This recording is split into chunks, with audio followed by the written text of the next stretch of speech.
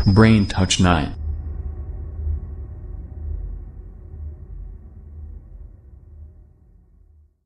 السلام علیکم ورحمۃ اللہ۔ سامعین، آج میں اہل شام کے متعلق جو نبی پاک صلی اللہ تعالی علیہ وسلم نے پیشن گوئی کی تھی اس تعلق سے بتاؤں گا۔ چنانچہ حدیث پاک میں ہے کہ اللہ کے نبی جناب محمد الرسول اللہ صلی اللہ تعالی علیہ وسلم نے ارشاد فرمایا، جب اہل شام تباہی و بربادی کا شکار ہو جائیں تو پھر تم میں سے کوئی خیر باقی نہ رہے گی۔ حوالہ سنن الترمذی، حدیث نمبر 2192، باب ما جاء فی شام، حدیث صحیح۔ میرے محترم بزرگ و دوستو، یاد رکھیں احادیث مبارکہ کی روح سے شام و اہل شام سے امت مسلمہ کا مستقبل وابستہ ہے۔ اگر ملک شام ایسے ہی برباد ہوتے رہا تو پوری امت مسلمہ کی بھی خیر نہیں۔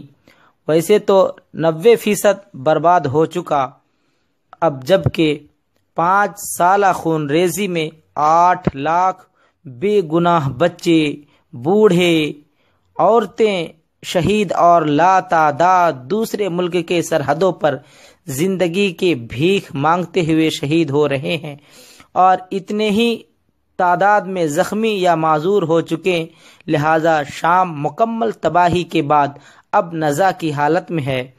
اس حدیث کے حساب سے عرب ممالک کے سنہرے دور کے خاتمے کی اہم وجہ ملک شام کے موجودہ حالات ہیں۔ گویا نبی پاک صلی اللہ تعالی علیہ وسلم کی ایک اور پیش گوئی کی علامت ظاہر ہو رہی ہے یا ہو چکی۔ یاد رکھیں کہ ملک شام کے متعلق اسرائیل، روس، ایران و امریکہ جو بھی جھوٹے بہانے بنائے، لیکن ان سب کا اصل ہدف، اصل مقصد جزیرۃ العرب ہے، کیونکہ کفار کا عقیدہ ہے کہ دجال مسیحا ہے۔ اس وجہ سے یہ لوگ دجال کے انتظامات مکمل کر رہے ہیں، جس کے لیے عرب ممالک میں عدم استحکام پیدا کرنا ہے، کیونکہ ملک شام پر یہود و نصارہ قبضہ کرنا چاہتے ہیں، اور یہ ہو کر رہے گا حضرت مہدی علیہ السلام کے ظہور سے قبل۔ چنانچہ کتاب فتن میں ہے کہ آخری زمانے میں جب مسلمان ہر طرف سے مغلوب ہو جائیں گے، مسلسل جنگیں ہوں گی، شام میں بھی عیسائیوں کی حکومت قائم ہو جائے گی۔ علماء کرام بیان کرتے ہیں، علماء سے سنا ہے کہ سعودی، مصر، ترکی بھی باقی نہ رہے گا، ہر جگہ کفار کے مظالم بڑھ جائیں گے، امت آپسی خانہ جنگی کا شکار رہے گی۔ عرب یعنی خلیجی ممالک، سعودی عرب وغیرہ میں بھی مسلمانوں کی باقاعدہ پرشوکت حکومت نہ رہے گی۔